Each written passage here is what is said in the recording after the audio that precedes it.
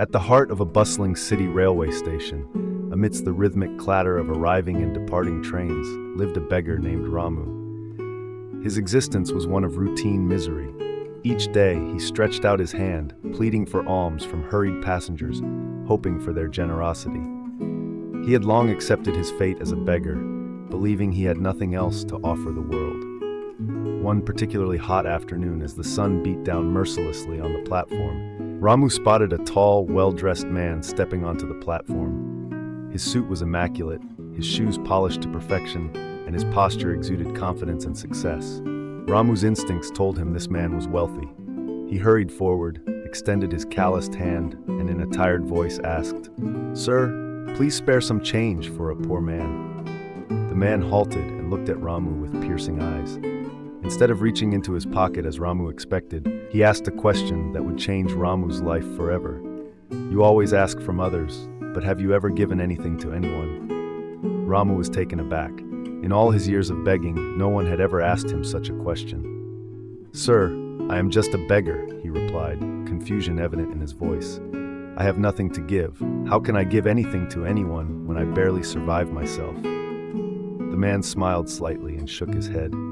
"If you cannot give, then you have no right to ask," he said firmly but not unkindly. "Life is about give and take. I am a businessman, and I only trade, never just give away. If you want something from me, you must offer something in return." With that profound statement, he stepped onto the train and disappeared into the crowd, leaving Ramu standing there, stunned and thoughtful. That night, as Ramu settled into his usual corner of the station, the businessman's words echoed in his mind. He had never thought of life in this way. For years, he had simply accepted his role as a recipient of charity, never considering that he might have something to offer in return. The concept was revolutionary to him. As he lay on his tattered mat, watching the stars through a gap in the station roof, he wondered, was it true? Had he been receiving little because he had never given anything in return? For 2 days, Ramu wrestled with the idea. What could a beggar possibly give? He had no possessions worth sharing, no skills that people valued, no knowledge that others sought.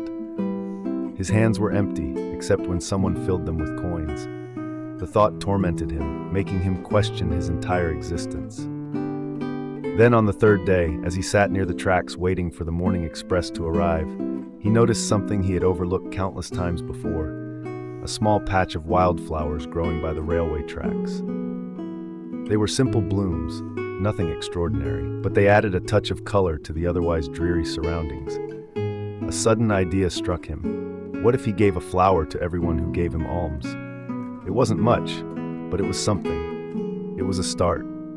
That morning, with a mixture of nervousness and excitement, he carefully plucked a handful of flowers and held them in his outstretched palm alongside his begging bowl. As people passed, he continued begging as usual, but this time, when someone dropped a coin into his bowl, he placed a flower in their hand. At first, people were surprised. Some looked puzzled, others smiled, and a few simply took the flower without a word. But gradually, something remarkable happened. More people started giving him money. Some even returned just to receive a flower, appreciating the small yet sincere gesture in the midst of their busy day. As days turned into weeks, Ramu's fortunes changed. He began to notice a pattern. On the days he had flowers, more people gave generously. On the days he didn't, his earnings were lower. The realization dawned on him. People weren't giving to a beggar anymore. They were buying something from him. They were participating in an exchange, just as the businessman had described. One particularly busy day, as he was handing out flowers on the train, he saw a familiar face, the same tall businessman who had challenged his perspective weeks ago. His heart pounded as he stepped forward, clutching his last few flowers. "Sir, today I have something to give you," Ramu said with a proud smile. "Would you give me something in return?" The businessman looked at him, recognition dawning in his eyes. He took out a note, much larger than the usual coins Ramu received, and placed it in Ramu's hand. In return, Ramu placed a fresh, vibrant flower in his. The businessman examined the flower, inhaled its subtle scent, and nodded approvingly. "Wonderful. You are no longer a beggar. You are now a businessman, like me." Something inside Ramu clicked at that moment. The businessman was right. He wasn't just surviving anymore. He was selling, trading, building relationships with his customers. He wasn't just a beggar. He was a merchant in his own right. That day, as he stepped off the train, he looked up at the sky and declared, "I am not a beggar anymore. I am a businessman." People around him glanced at him, some in amusement, others in pity, assuming he had lost his mind. But Ramu didn't care. He had found something more valuable than coins. He had found purpose and dignity in his work. Over the next few months, Ramu's business grew. He no longer plucked wildflowers from the railway tracks, but bought fresh ones from local vendors. He arranged them in small, beautiful bouquets and sold them at the station. Soon, he saved enough to rent a small shop near the station where he expanded his trade. He started sourcing flowers directly from farms, learning about different varieties, and even hiring helpers. His transformation was remarkable. The man who once begged with downcast eyes now stood tall, greeting customers with confidence. People who had once hurried past him now sought him out, not out of pity, but to purchase his beautiful flowers. He had become known for his warm smile and the extra care he took in selecting the perfect bloom for each customer.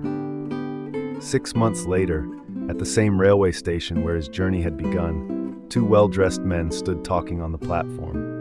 One extended his hand with a confident smile. "Do you recognize me?" the first man asked.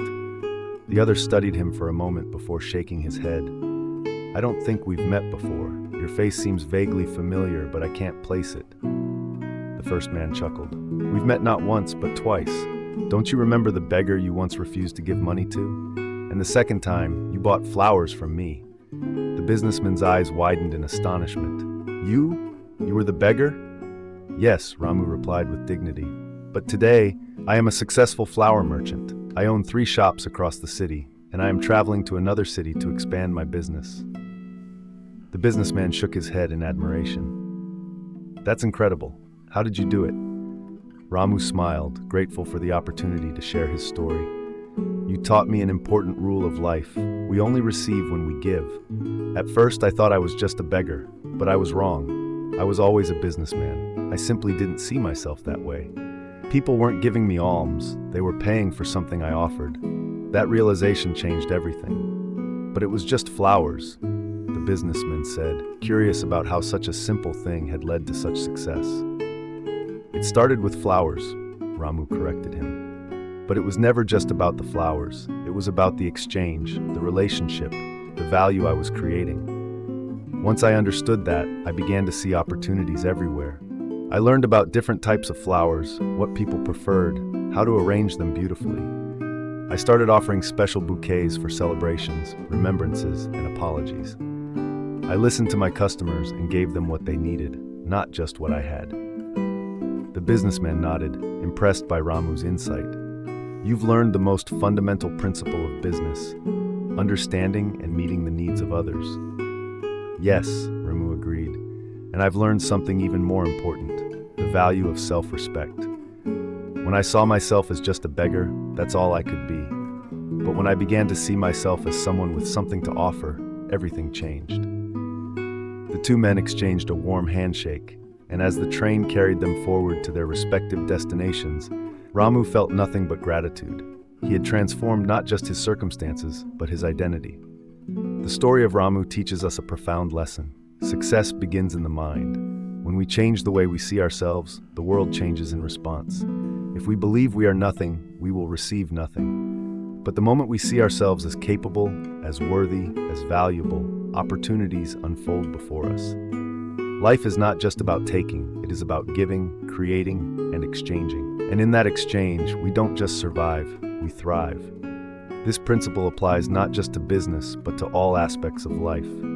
In relationships, those who only take without giving eventually find themselves alone. In communities, those who contribute, even in small ways, build connections that support them in times of need.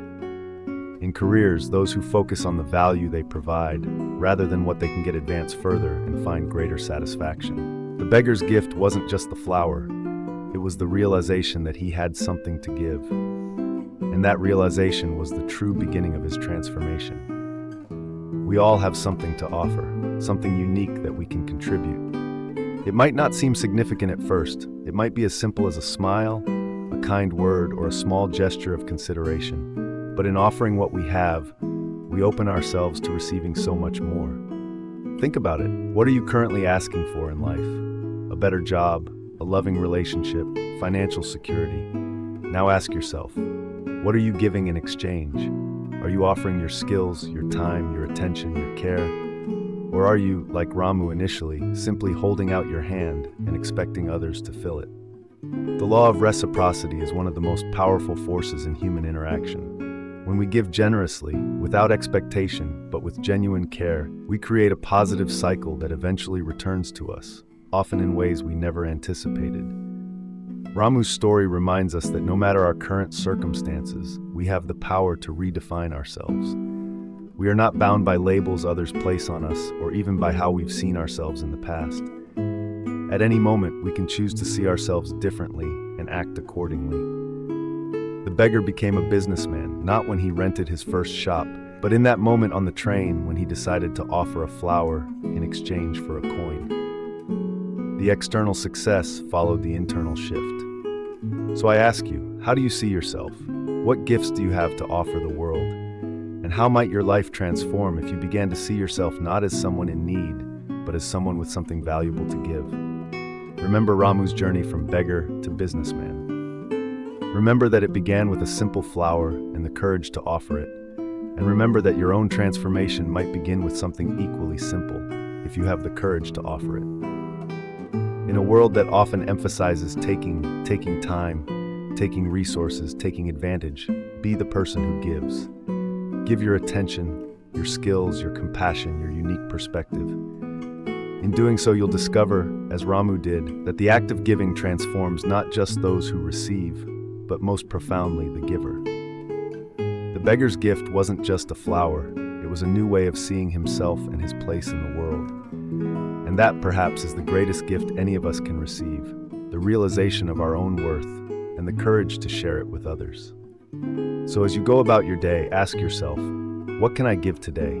How can I add value to the lives of those around me? The answers might surprise you, and the results might change your life, just as they changed Ramu's.